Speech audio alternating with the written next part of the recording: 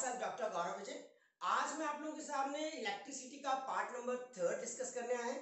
बहुत अच्छे से अपन ने दो पार्ट बहुत अच्छे से देख लिए हैं इलेक्ट्रिसिटी के, जहां पर अपन ने डिफरेंट डिफरेंट चीजों के बारे में पढ़ा। पोटेंशियल्स क्या होते हैं, इलेक्ट्रिक करंट क्या होता है, चार्ज किस तरीके से वैरी करता है। आज मैं उसी चार्ज के रेस्पेक्ट में कई बच्चों को कई तरीके की प्रॉब्लम आती है कि यार करंट का डायरेक्शन कहां से कहां तक लेना है। तो मैं आज आप लोगों को दो टाइप्स की करंट के वेरिएशन में बात करूंगा, एक कन्वेंशनल करंट और एक नॉर्मल करंट। सर एक ही करंट बहुत दिक्कत आ रही है, आप दूसरे करंट को कैसे लेकर के आ गए? ध्यान से देखना बेटा, दोनों में क्या डिफरेंस है और हमारा सर्किट के अंदर क्या वेरिएशन आता है। ठीक है, तो आज के टॉपिक के अंदर अपन डिस्कस करेंगे डायरेक्शन किसका, कन्वेंशनल करंट के डायरेक्शन के बारे में बात करेंगे। करंट का डायरेक्शन किस तरीके से होता है। जैसे एक नॉर्मल आप लोग एक बैटरी कनेक्टेड मान लो, ये हमारे पास सिस्टम है। यहाँ पर कोई भी हमारे पास एक ब्लॉक है जिसके अंदर हमारे पास क्या फ्लो हो रहा है, चार्ज फ्लो हो रहा है। से वो चार्ज फ्लो हो रहा है कहां से यहाँ तक, मतलब अभी हमारा चार्ज मतलब इलेक्ट्रॉन्स का मोशन हो रहा है। तो इलेक्ट्रॉन का मोशन कैसे होता है, लाइक दिस, इस डायरेक्शन के अंदर होता है। इलेक्ट्रॉन फ्लो करते हैं हमारे माइनस से किस तरफ, प्लस की तरफ। यहाँ माइनस से प्लस की तरफ जो मूवमेंट होता है वो किसका होता है, इलेक्ट्रॉन का। यानी अपन कह सकते हैं कोई भी इलेक्ट्रॉनिक करंट जो होगा वो हमारा फ्लो करेगा नेगेटिव टू कहां तक, पॉजिटिव तक फ्लो करेगा। अब नेगेटिव से पॉजिटिव फ्लो करता है, बट जो हमारा एक्चुअल डायरेक्शन होता है करंट का, जो अपन कहते हैं कन्वेंशनल करंट, ये सबसे पहले जब करंट आया था तो उसके बारे में यहाँ पर डील की गई थी कि नॉर्मल करंट कैसा होता है। तो तब बोला गया कि जब अगर इलेक्ट्रॉन मूव कर रहे हैं, मतलब इलेक्ट्रॉन की तब तक हमारे पास डिस्कवरी नहीं हो पाई थी, तो इलेक्ट्रॉन तो मूव कर रहे थे, पर नॉर्मल की जब मैं बात करूं तो करंट को बोला जाता था हमेशा हाई से किसकी तरफ जाएगा, लो। मतलब कोई चीज ज्यादा है तो ज्यादा से कम की तरफ जाएगा तो हमारे पास चलेगा, बट कम से ज्यादा की तरफ नहीं जाता। तो लोग बाबू ने ये थ्योरी बना ली अपने दिमाग में कि जो भी करंट फ्लो होगा वो ज्यादा से कहाँ होगा, कम। अब कैसे उन्होंने ये थ्योरी बनाई, उसके लिए मैंने आप लोगों के साथ दो एग्जांपल लिए, ध्यान से देखना। अगर मेरी कोई भी हॉट बॉडी है ना, तो हॉट बॉडी से हीट जब निकलेगी, हॉट से निकलेगी हीट, तो हीट जब ट्रांसफर होगी तो वो कोल्ड की तरफ जाएगी। तो हॉट से कहां जा रही है, कोल्ड की तरफ, मतलब हाई से कहां जा रही है, वो लो की तरफ जा रही है। सिमिलरली हाई प्रेशर रीजन से कोई भी विंड अगर हमारी फ्लो हो रही है तो वो कहां जाती है, लो प्रेशर रीजन में। अपन केमिस्ट्री लैंग्वेज में भी समझ सकते हैं इस चीज को कि कोई भी चीज हाई प्रेशर रीजन से कहां तक जा रही है, लो प्रेशर। तो लोगों ने क्या बना दिया, एक कंसेप्ट बना दिया कि कोई भी चीज जब हाई से लो की तरफ जा रही है तो मेरा करंट भी कैसे जाएगा, भैया हाई से लो की तरफ जाएगा। तो उन्होंने करंट को बोल दिया कि ये कैसे जाता है, प्लस से मूव करता हुआ करंट किसमें जाता है, माइनस की तरफ मूव करता रहता है। तो ये चीज कहलाती है कन्वेंशनल करंट। फिर उसके बाद चार्ज डेवलप हुआ, चार्ज का वेरिएशन आया और चार्ज में बताया गया कि जो इलेक्ट्रॉन मूव करते हैं वो नेगेटिव से पॉजिटिव की तरफ मूव करते हैं। इस थ्योरी के बाद भी अभी तक चेंज नहीं किया गया। अभी अपन यही कहते हैं कि जो भी करंट का फ्लो होगा वो कहां से कहां तक होगा, हमारे पास एक्चुअल जो करंट होता है वो कहां से कहां तक, एक्चुअल करंट को ही अपन कन्वेंशनल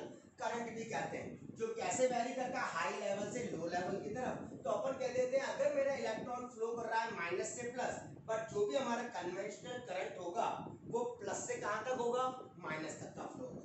इन अलग अलग थ्योरीज के रेस्पेक्ट में अपन ने करंट की डायरेक्शन को इंडिकेट कर दिया कि करंट का डायरेक्शन कैसे हो रहा है, प्लस टू माइनस। इसी चीज को अपन आगे आज यूज करेंगे और काम में लेंगे। तो बच्चों अभी तक किसी ने लाइक एंड सब्सक्राइब नहीं किया है तो प्लीज लाइक एंड सब्सक्राइब कर दीजिएगा चैनल को, ताकि आप लोगों को नेक्स्ट नोटिफिकेशन मिल सके और आप लोग इस चीज की थ्योरी को, पूरी सर्किट की थ्योरी को बहुत अच्छे से समझ सको और काम में ले सको। माय सेल्फ डॉक्टर गौरव, आज अपन इस चीज के ऊपर और बात करेंगे।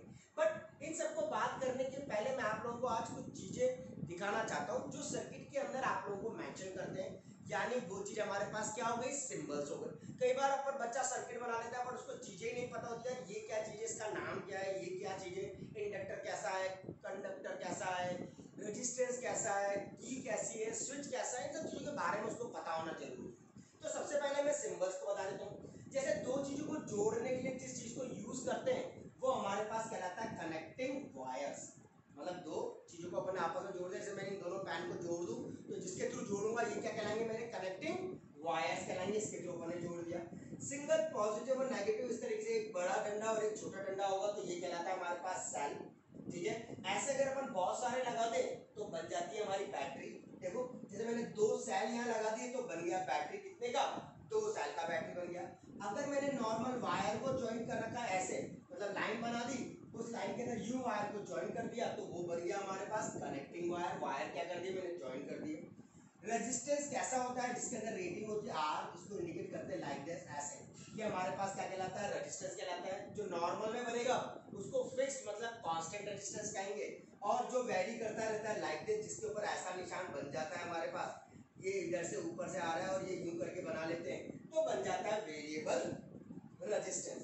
इस तरीके से रेजिस्टेंस को अगर कट कर दो एरो के साथ, रे के साथ, तो जो बन जाता है वो भी वेरिएबल रेजिस्टेंस कहलाता है। वेरिएबल रेजिस्टेंस को दूसरे शब्द नेम से इंडिकेट करते हैं, वो कहलाता है हमारे पास क्या, रियोस्टेट। जहां अपन उसको वैरी कराते हैं, पोटेंशियोमीटर का एग्जांपल पढ़ेंगे अपन आगे, तो 12th क्लास के अंदर वहां पर जो रियोस्टेट को वैरी कराकर रीडिंग को मेजर किया जाता है या कलर कोडिंग से रेजिस्टेंस के बारे में बताया जाता है, वो सब हमारे पास किसमें आएगा, रियोस्टेट के अंदर। इस तरीके से एक डंडी ऊपर और एक डंडी बिल्कुल फ्लैट हॉरिजॉन्टल रहेगी, इसको कहते हैं ओपन स्विच, और ऐसे बना दिया जाए ओपन ब्रैकेट तो बन जाता है हमारे पास क्या, ओपन स्विच कहलाता है। इस ब्रैकेट के अंदर बीच में अगर डॉट लगा दूं तो बन जाएगा क्लोज्ड स्विच, या इस नॉब को अपन नीचे कर दें तो ये बन जाएगा क्लोज्ड स्विच बन जाएगा। डॉट लगते ही क्लोज स्विच, अगर डॉट नहीं लग रहा है तो वो ओपन स्विच कहलाता है। इस तरीके से सिंबल हो तो मैंने कई बार यूज किया है, बल्ब का सिंबल है, और अगर ऐसे गोला बना करके एक सिंपल ओम जैसा निशान बना दो, अभी आगे बताऊंगा ओम क्या होता है, तो वो चीज बन जाती है हमारी लैंप और बल्ब दोनों कह सकते हैं। डन। यहाँ तक अपन ने सिंबल्स और डायरेक्शन ऑफ कन्वेंशन करंट को देखा। एक बार आप बहुत अच्छे से गो थ्रू हो, फिर अपन अपने कुछ न्यूमेरिकल्स पे आते हैं जो अपन ने फॉर्मूले डिस्कस करे थे लास्ट क्लास के अंदर 2 या 3। V equals to potential difference का वर्क डन अपॉन में चार्ज, और I equal to Q by कितना T, उसके बेसिस पर क्वेश्चंस करते हैं 2-3 छोटे मोटे, फिर आगे बढ़ेंगे हमारे पास नए ओम्स लॉ को। तो टिल एंड तक जरूर इस वीडियो को देखो ताकि आप लोगों को ओम्स लॉ भी क्लियर हो जाए, कुछ न्यूमेरिकल भी आ जाए। तो firstly go through it, then we have to proceed. हाँ, तो अब अपन न्यूमेरिकल्स को देखेंगे, देखिएगा ध्यान से। How much work done in moving a charge, कितना वर्क डन होगा किसी चार्ज को मूव करने के लिए। यानी मुझे पहले वाले क्वेश्चन में क्या निकालना है, वर्क डन निकालना है, मतलब W निकालना है, ये अपने को डिटरमाइन करना है, जिसके अंदर चार्ज मतलब Q की वैल्यू मुझे गिवन है कितना, 2 कूलम हमारे पास ये चीज गिवन है। From a point from 118 volt to हमारे पास कहां तक जा रहा है, 128 वोल्ट तक जा रहा है। यानी ये हमारे पास क्या हो गया, वोल्टेज का वेरिएशन हो गया एक पॉइंट से दूसरे पॉइंट तक। अब हम जानते हैं W इक्वल टू कितना होता है, Q V, याद है वोल्टेज, चलो वोल्टेज के V इक्वल टू कितना होता है, W बाय Q, आप लोग सब जानते होंगे। वर्क डन अपॉन में चार्ज अपन ने डिस्कस किया था 1 जूल 1 कूलम के साथ। तो वोल्टेज हमारा वेरी कर रहा है 128 से, मुझे तो W निकाला है, W equal to V into कितना Q कर देंगे। 128 से 118 तक वो मूव कर रहा है, और चार्ज कितना है हमारे पास 2, इसमें से इसको माइनस किया 0, और ये कितना आ गया 10 इनटू कितना 2, यानी आ गया 20, और वर्क किसमें होता है, जूल में, तो हमारे पास आंसर आ गया किसमें, जूल में। बहुत इजीली सिंपल सा क्वेश्चन है, सिर्फ फॉर्मूला लगाना आना चाहिए, जो अपन ने अभी तक डिस्कस किया उसको लगा रहे हैं। यहाँ तक अपन ने जो पोर्शन किया है उसका फॉर्मूला है। अगर किसी ने अभी तक टिल 2 पार्ट नहीं देखे तो उन दोनों पार्ट को बहुत अच्छे देखो, तब ये थर्ड पार्ट का ये फॉर्मूला समझ में आएगा, ये कहाँ से आया है और इसका इम्प्लीमेंटेशन कैसे हो रहा है। सिमिलरली अपन अब करते हैं सेकंड वन। ध्यान से देखो सेकंड क्वेश्चन क्या कह रहा है हमारे पास, हाउ मच एनर्जी, कितनी एनर्जी हमारी लगेगी, गिवन निकलेगी, टू ईच कूलम। बेटा ईच कूलम का मतलब क्या होता है, हर कूलम का मतलब अपन इंडिकेट करते हैं, यानी हमारे पास जो चार्ज है वो कितना है, 1 कूलम का चार्ज। ईच कूलम मतलब 1 कूलम। एनर्जी बोल दे चाहे वर्क बोल दे, बात एक ही बेटा, दोनों का मतलब एक ही है, तो मुझे क्या निकालना है, W ही निकालना है कुल मिलाकर। तो how much energy is given to each coulomb of charge passing through a 6 volt battery. Volt कितना, 6 वोल्ट की, 6 वोल्ट की हमारे पास क्या है, बैटरी। यानी वही सेम वापस से वही W इक्वल टू कितना, सॉरी V इक्वल टू कितना, W बाय कितना होता है Q। मुझे W निकालना है, तो V कितना है 6 और Q कितना है 1, कितना आ जाएगा 6। बोलो को दिक्कत है, सिर्फ टर्मिनोलॉजी चेंज है, बाकी इसका सारा काम वो का वही है। अभी हमारा इधर का हो गया तो इसको रब कर देता हूँ, आ ही चुका होगा आप लोगों को। अब आते हैं हमारे पास क्वेश्चन नंबर 3, यानी थर्ड क्वेश्चन क्या कह रहा है उसको ध्यान से देखिएगा। An electric bulb draws a current, एक इलेक्ट्रिक बल्ब है, बल्ब कैसा होता है, लाइक दिस, मैंने अभी थोड़ी देर पहले बताया था, electric bulb draws a current of, इसके अंदर जो करंट फ्लो हो रहा है I कितना हो रहा है, वो 0.25 एम्पियर, इतना करंट मेरा क्या हो रहा है, ड्रॉ हो रहा है। Electric bulb draws a current of 0.25 ampere for 20 minutes. Time कितना दे दिया उसने, 20 मिनट्स को मिनट्स को सेकंड में कन्वर्ट कर लो, 20 मल्टीप्लाई बाय कितना कर दिया, 60 कर दिया। हमारा सेकंड में 120 1200 आ जाएगा। किसमें आ गया, 1 मिनट में कितने होते हैं 60 सेकंड्स होते हैं, तो सेकंड में कन्वर्ट कर दिया। Calculate the amount of electric charge, मतलब मुझे क्या निकालना है, Q निकालना है। Q का फॉर्मूला कितना होता है बेटा, I इंटू टी। आई दे रखा है मुझे 0.25 और टी दे रखा है मुझे कितना 1200। प्लेस कर दिया। Charge that flows through the circuit, जो सर्किट में फ्लो हो रहा है सीधा अपन एप्लीकेशन लगा देंगे। यहाँ से 25 बाय कितना कर दिया 100 मल्टीप्लाई बाय कितना 1200, इससे ये कैंसिल। 12 5 जा कितना 60, 12 2 जा 24, 24 और 6 कितना 300, कितना आ जाएगा कूलॉम। हमारे पास क्या आ गया, चार्ज आ गया, जो अपन ने यहाँ पर डेवलप किया। कोई बात इसके अंदर, इजी वे के इजी न्यूमेरिकल है, जस्ट गो थ्रू इट। फिर अपन अगले टॉपिक पे आते हैं। हमारे पास ध्यान से देख लो।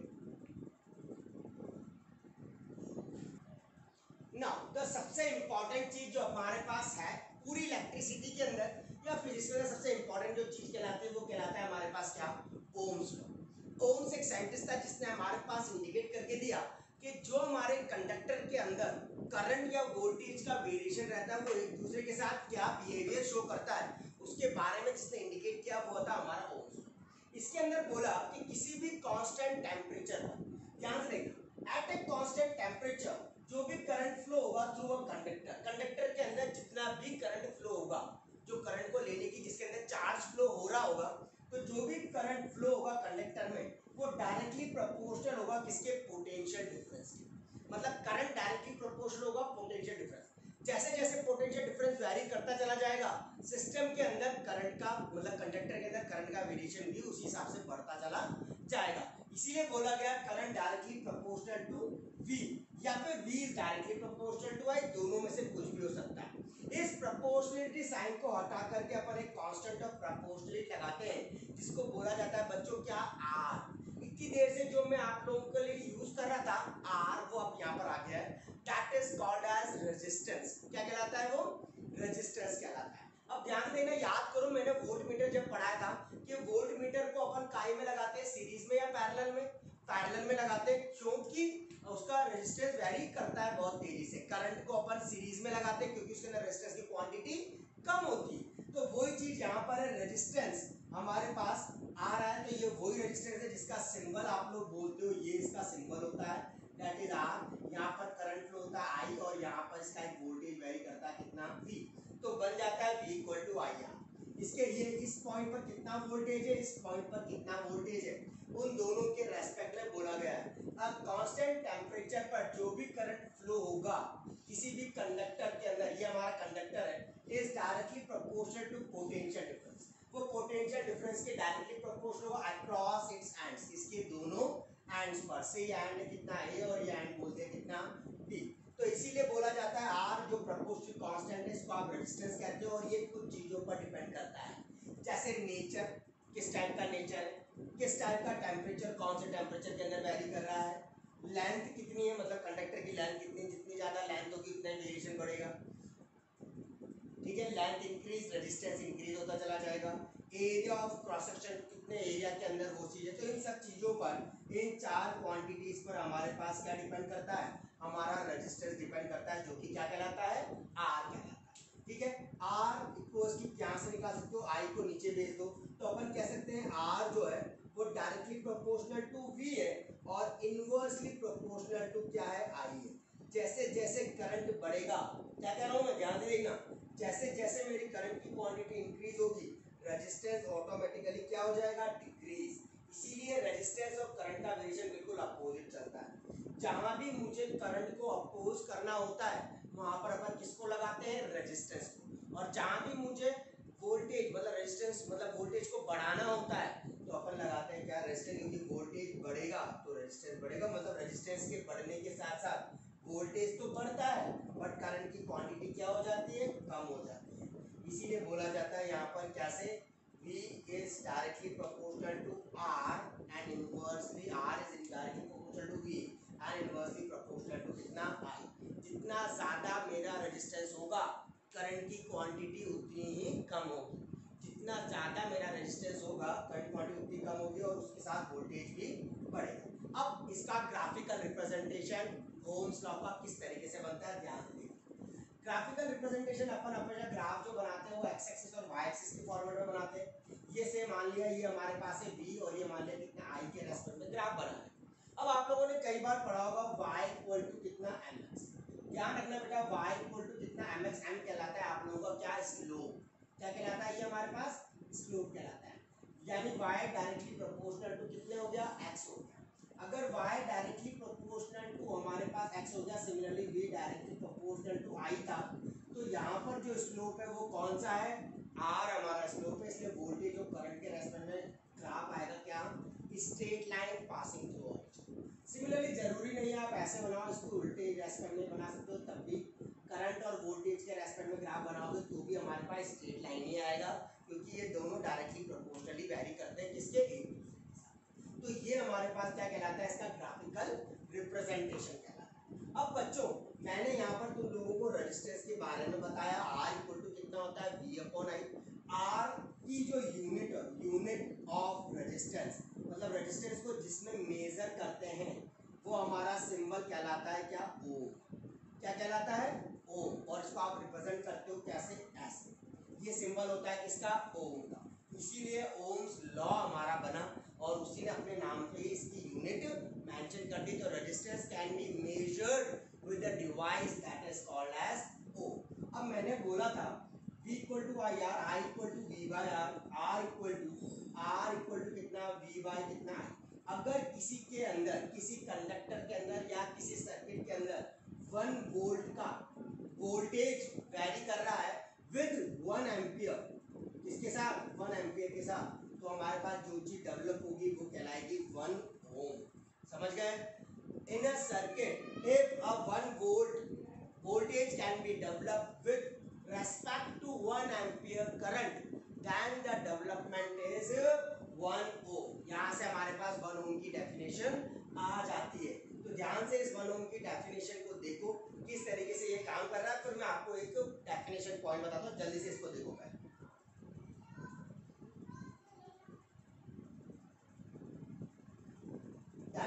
हो जाएगा कि अपन कोई भी रेजिस्टेंस को निकालना चाह रहे हैं। 1 ohm can be defined as the potential difference of 1 volt with in a conductor 1 ampere of the current can be flown is called as 1 ohm। ये हमारी चीज क्या कहलाती है, 1 ohm कहलाती है। ओके, ये ओम्स लॉ का हमारा मेन चीज है जो ध्यान से आप लोग इन सब चीजों को देखो। अगर कोई चीज में प्रॉब्लम आ रही है तो मुझे कमेंट करके जरूर बताना। कोई टॉपिक जो आप लोगों को दिक्कत दे रहा है अपन जरूर उस चीज को डिस्कस करेंगे, ठीक है। जल्दी से इसको देखो फिर आगे बढ़ो। तो अभी तक अपन ने ओम्स लॉ को बहुत अच्छे से डिस्कस कर लिया है, जहां पर अपन ने देख लिया I is directly proportional to V या V is directly proportional to I, V equals to IR अपन ने कह दिया। जो हमारे पास R आया था इसका भी अपने आप में एक फंडा होता है। कंडक्टेंस इसके रेस्पेक्ट में यूज किया जाता है टर्म कंडक्टेंस, जो रेजिस्टेंस का क्या रहता है, उल्टा, रिवर्स, यानी 1 में कितना R, that is called as क्या, कंडक्टेंस है। जो R की यूनिट होती है ओम, तो 1 ओम लिखो चाहे ओम इनवर्स लिखो, बात तो एक ही है। इसको अपन और एक और तरीके से बोलते हैं MHO, मो। क्या यूनिट होती है हमारे पास कंडक्टेंस की, मो। इसका रिप्रेजेंटेशन आप लोग ऐसे भी कर सकते हो। ये अपन ने देख लिया किसके बारे में, ओम्स लॉ के बारे में। ओम्स लॉ बोल दिया हमारे पास। अब गुड कंडक्टर क्या होता है बच्चा, those resistance which are low electrical resistance, जिनका इलेक्ट्रिकल रेजिस्टेंस बहुत ज्यादा लो होता है, क्योंकि जितना कम मेरा रेजिस्टेंस होगा उतना ही मेरे पास करंट की क्वांटिटी क्या होगी, ज्यादा होगी। तो those resistance which are low resistance वो हमारे पास क्या कहलाते हैं, गुड कंडक्टर्स कहलाते हैं। रजिस्टर्स जिसके अंदर हाई इलेक्ट्रिकल रेजिस्टेंस, इलेक्ट्रिकल मतलब रेजिस्टेंस की क्वांटिटी ज्यादा रहेगी, वो हमारे पास क्या कहलाते हैं, हमारे पास रजिस्टर्स कहलाते हैं। रजिस्टर्स का सिंबल वही अपन जैसा रेजिस्टेंस का बनाते हैं वो हमारे पास ही रजिस्टर का कहलाता है। Insulators substance which are infinitely high, मतलब हाई से भी बहुत ज्यादा हाई, वो कहलाता है हमारा इंसुलेटर, क्योंकि ये करंट को क्या करता है, आपको जैसे मैंने इंसुलेटर का एग्जांपल दिया था, जो इलेक्ट्रॉन को अंदर की तरफ जाने नहीं देता, वो सब किसमें आते हैं, हमारे पास इंसुलेटर्स के अंदर। तो substance which are infinitely high electrical resistance, इसका इलेक्ट्रिकल रेजिस्टेंस बहुत ज्यादा हाई रहता है, ताकि वो इलेक्ट्रॉन को अंदर एंटर ना करने दे और हमारे पास सर्किट के अंदर करंट का फ्लोएशन बहुत कम हो जाए, तो वो हमारे पास क्या कहलाता है, इंसुलेटर। नई चीज जो आप लोगों के सामने है वो है हमारे पास क्या, रेजिस्टिविटी। अब ध्यान से देखना बच्चा, रेजिस्टिविटी क्या चीज है, resistance of a given conductor. किसी भी कंडक्टर का जो रेजिस्टेंस होता है is directly proportional to its length, मतलब resistance directly proportional to length and inversely proportional to area, मतलब जैसे जैसे लेंथ बढ़ेगी रेजिस्टेंस बढ़ेगा, बट अगर उसका एरिया बढ़ गया तो रेजिस्टेंस क्या हो जाएगा, कम हो जाएगा। समझ गए? जैसे जैसे लेंथ बढ़ेगी, अगर लेंथ इंक्रीज होना शुरू हुई तो रेजिस्टेंस भी बढ़ेगा, पर जैसे एरिया बढ़ेगा ना तो रेजिस्टेंस क्या होता चला जाएगा, डिक्रीज होता चला जाएगा। इन दोनों को कंबाइन करके बना दिया जाता है R directly proportional to L upon में कितना ए। इसका प्रोपोर्शनल साइन हटा करके लगा दिया जाता है rho, that is the symbol of rho called resistivity, जिसको आप लोग क्या कहते हो, रेजिस्टिविटी कहते हैं। R equal to rho L upon A. अगर मुझे रो निकालना है तो अपन रो निकाल सकते हैं आर इंटू ए, रो निकालना आर इंटू ए अपॉन में कितना कर देंगे, एल कर देंगे, क्या रहता है, क्या, rho, that's the symbol of resistivity.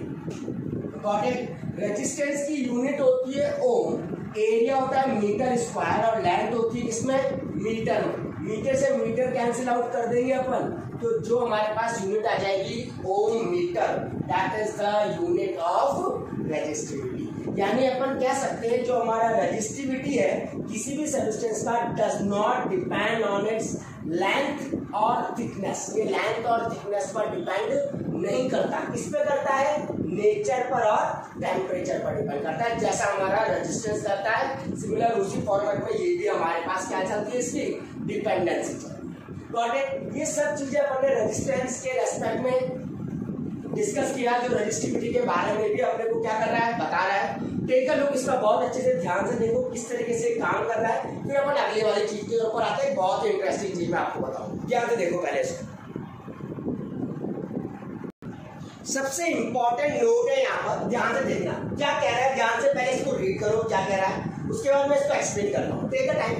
Y heating element, जो हमारे जो हीटिंग एलिमेंट्स है और हीटिंग कॉइल्स है, देखा होगा आप लोगों ने, बर्तन जो हीटिंग एलिमेंट्स होते हैं जिससे हमारा खाना वाना बनता है, या कोई भी चीज अपन टोस्टर वगैरह जहाँ पर ब्रेड वगैरह बनाते हैं, तो वाई हीटिंग एलिमेंट और heating coil of electrical heating appliances, जो भी इलेक्ट्रिकल हीटिंग जो इलेक्ट्रिसिटी से चलते हैं, सच एज इलेक्ट्रिक आयरन, जैसे हमारी प्रेस है और टोस्टर्स वगैरह हो गए, are made up of an alloy. उनका देखा होगा वो किसके बने हुए होते हैं, अलॉय के बने हुए होते हैं, मतलब जिससे अपन प्रेस करते हैं वगैरह, वो सब हमारी किसकी बनी हुई थी, अलॉय की, rather than a pure metal. वो प्योर मेटल का क्यों नहीं होता, वो क्यों हमारे पास अलॉय का बना होता है, इसके पीछे क्या कारण है, सोचो, जस्ट थिंक अबाउट इट। क्या कहना चाहता है, क्वेश्चन क्या है, क्यों हमारे जो हीटिंग एलिमेंट है वो हमारे पास अलॉय मेटल स्टील के बने होते, क्यों नहीं, वो प्योर मेटल के क्यों नहीं होते। तो ध्यान से देखना बेटा, क्यों नहीं होते, क्योंकि जो उनकी रेजिस्टिविटी है, क्या है उनकी resistivity of an alloy is much higher. Alloy की रेजिस्टिविटी बहुत ज्यादा होती है तो वो स्टिक कर लेती है, चिपक जाता है उसको। तो resistivity of an alloy is much higher than that of pure metal. वो प्योर मेटल से बहुत ज्यादा क्या होता है, हाई होता है। रेजिस्टिविटी किसकी, अलॉय की, किसके रेस्पेक्ट में, प्योर मेटल के रेस्पेक्ट, तो वो चिपकने नहीं देता। ठीक है, तो resistivity of an alloy is much higher, उसकी रेजिस्टिविटी ज्यादा है, जितनी ज्यादा रेजिस्टिविटी होगी उतना ही कम उसके अंदर, जबकि प्योर मेटल बहुत जल्दी किसी चीज को अपने पास चिपका लेगा। ठीक है, and alloy does not undergo oxidation. और अलॉय की खास बात, दूसरा कारण क्या है, अलॉय ऑक्सीडेशन परफॉर्म नहीं करता और क्या बर्न भी नहीं करता, जलाता भी नहीं है easily, even at high temperature. भले हाई टेम्परेचर हो जाएगा तब भी वो उस कपड़े को या किसी भी चीज को एकदम से जलाएगा नहीं। कौन, अलॉय। इसीलिए हमारे पास वो इलेक्ट्रिकल अप्लायंसेस किसके बने हुए होते हैं, अलॉय के बने हुए होते हैं, जब क्या हो जाते हैं वो पूरे रेड हॉट। ठीक है, नाइक्रोम अपन उसके अंदर यूज करते हैं, जो अलॉय यूज करते हैं नाइक्रोम, क्योंकि इसकी रेजिस्टिविटी क्या होती है, ज्यादा, हाई रेजिस्टिविटी। रेजिस्टिविटी क्या रहती है इसकी, ज्यादा वैरी करती है और वो इजीली ऑक्सीडाइज्ड नहीं हो पाता। इसी वजह से हमको हीटिंग अप्लायंस उसको किसके बने हुए रहते हैं, हमारे पास इलेक्ट्रिक आयरन वगैरह सब किसके बने हुए रहते हैं, हमारे अलॉय के बने हुए होते हैं। Nichrome alloy is used for making heating element. Heating element को बनाने के लिए अपन किसको यूज करते हैं, नाइक्रोम के अलॉय को यूज करते हैं electrical appliances. Here is the main thing हमारे पास यहाँ पर है कि जिसकी रेजिस्टिविटी ज्यादा होगी वो उतना ही हमारा अच्छा होगा। रेड आउट होने के बाद चीज गर्म होने के बाद एकदम से उसके ऊपर स्टिक नहीं करेगी और चीज प्रॉपर फॉर्मेट में काम करेगी। टेक अ लुक, बहुत ही प्यारी चीज, इसको ध्यान से देखो, आपके बहुत काम आने वाला है। ना अब अपन चलते हैं हमारे पास क्या, यहाँ सब चीजें अपन ने आज डिस्कस करी ओम्स लॉ के बेसिस पर। ओम्स लॉ क्या होता है, बहुत जरूरी इंपॉर्टेंट न्यूमेरिकल्स इसके ऊपर बनते हैं, जो हमारे फॉर्मूले प्रीवियस क्लासेस में अपन ने पढ़े, पार्ट्स में पढ़े, उनको बहुत ध्यान से देखिएगा, उनको करने की कोशिश करिएगा कैसे वो काम कर रहे हैं। मैं आपको अगले वाले पार्ट में, पार्ट नंबर 4 के अंदर आप लोगों को न्यूमेरिकल कराऊंगा बेस्ड ऑन जो अभी तक अपन ने पढ़ा है उन सबके बेसिस पर। तो टेक अ लुक, बहुत ध्यान से इस लेसन को और इसके प्रीवियस वाले दोनों लेसन को पढ़ो। उन दोनों लेसन में अगर कोई प्रॉब्लम आ रही हो तो मुझसे जरूर डिस्कस करिएगा। मेरा नंबर आप लोगों को यहाँ मिल जाएगा, व्हाट्सएप नंबर है, उसके ऊपर आप लोग मुझे कांटेक्ट कर सकते हो इजीली कि सर हमने आपका वीडियो देखा था और इस तरीके से हमारे पास प्रॉब्लम आई है, क्या अपन उसको सॉल्व कर सकते हैं। तो कांटेक्ट बनाए रहेगा तो मैं आप लोगों को इलेक्ट्रिसिटी के अंदर और कमांड देता रहूँ। किसी बच्चे को अगर और किसी चीज़ की नीड हो तो डेफिनेटली मुझे उस नंबर पर कांटेक्ट कर सकता है या कमेंट सेक्शन के अंदर बता सकता है कि आपका वीडियो कैसा है और क्या क्या अपन और अच्छा, आपको अगर किसी और टॉपिक की बहुत ज़्यादा नीड है तो वो भी मुझे कैरी अप कर सकते हैं। मैं बहुत जल्दी पार्ट नंबर 4 के साथ आप लोगों के साथ मिलूंगा, तो प्लीज़ लाइक और सब्सक्राइब जरूर करिएगा और चीज़ों को समझने की कोशिश जरूर करिएगा। ये आप लोगों के बहुत काम आने वाली है टिल 12th तक, अगर आप लोग साइंस और मैथ्स लेंगे। Till then thank you so much, बहुत अच्छे से इसको देखो, बहुत अच्छे से पढ़ो। ऑल द वेरी बेस्ट बेटा। अपन बहुत जल्दी पार्ट नंबर 4 पे इसमें न्यूमेरिकल के साथ मिलेंगे। Thank you.